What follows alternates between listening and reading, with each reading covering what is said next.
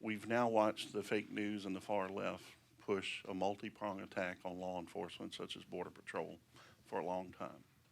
Not only do they vilify Border Patrol, what you were just talking about, at our centers with undocumented children and mothers and so forth, making the Border Patrol to seem as though they don't have feelings.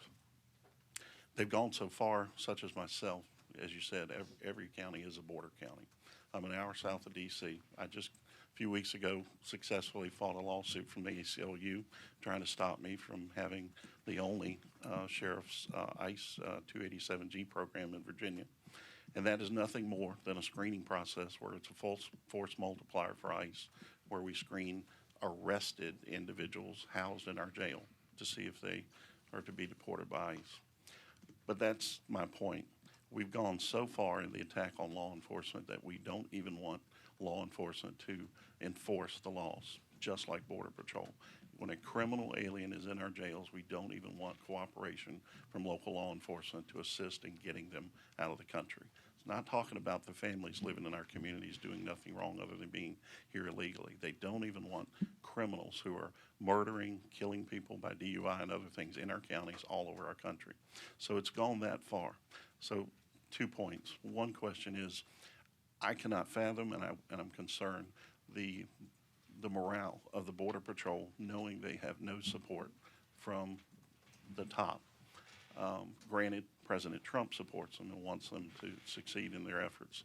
But when they see the country slowly turning against their efforts more and more, and it's futile, and now they're being vilified in the way they are in recent weeks, is there concern that at some point they're going to start to slow their efforts or modify their enforcement efforts because of the lack of support and the fear of the attacks that they're going to be under, much like we've seen in Baltimore or Charlottesville and other places that cannot hardly hire police now because of the lack of support from the administration above them.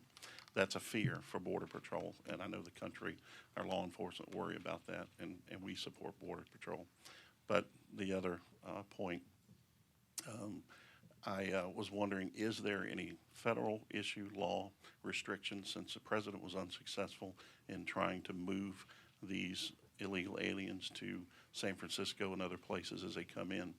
Why don't we as sheriffs find our, Texas is a good example, check with our local governments, find funding. All we need is a bus, a group of buses, a relay system, county line to county line, starting when they come in, bus them one county to the next, all the way to the target location of San Francisco, D.C., wherever it is.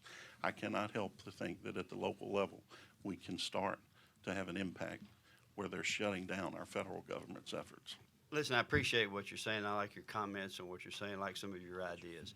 But let me tell you what I see across this nation.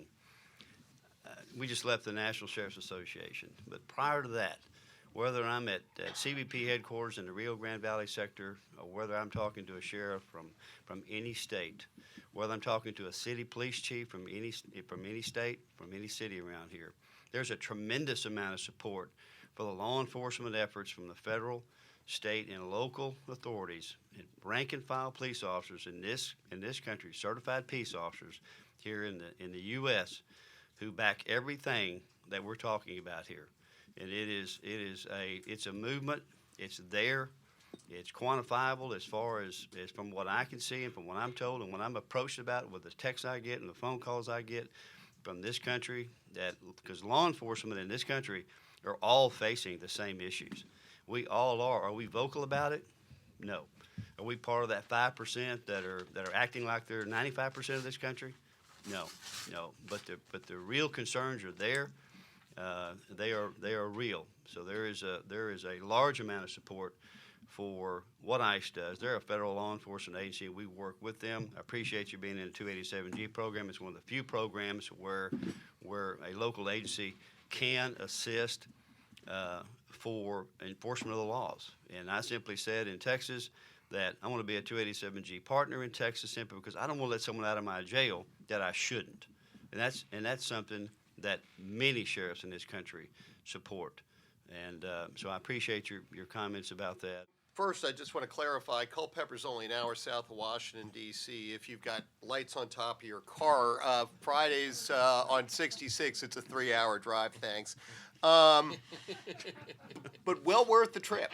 You asked a question about 287G, and we didn't touch on this. I hope we touch on this more on a future panel.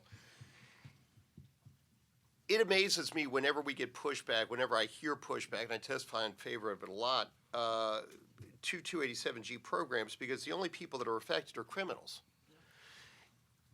What you almost always hear in response is most illegal aliens or most aliens are not criminals.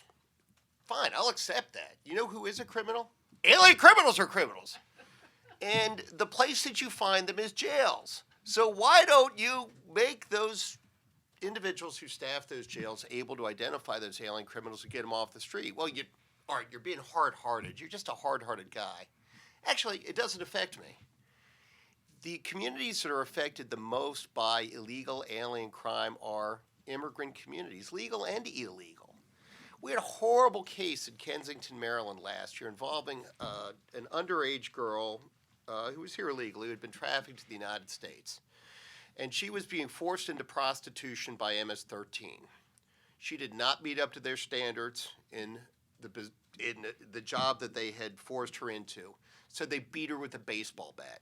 Kensington, Maryland is 12 miles away from the White House. How in the name of Christ can that happen? Because Montgomery County, Prince George's County, I think it's Montgomery County, is a sanctuary jurisdiction.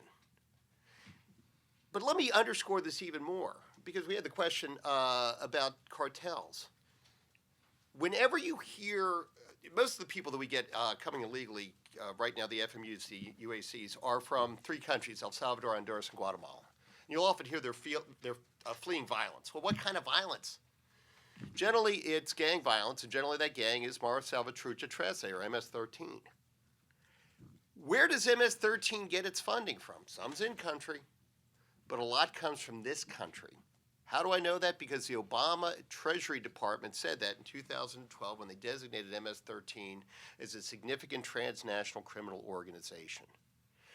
The very horrors that people claim they're fleeing in Central America come out of that house in Kensington, Maryland. You want to stop the problems in El Salvador? You choke off the funding. You're a sheriff, you were a cop. You want to stop crime? Take away the money.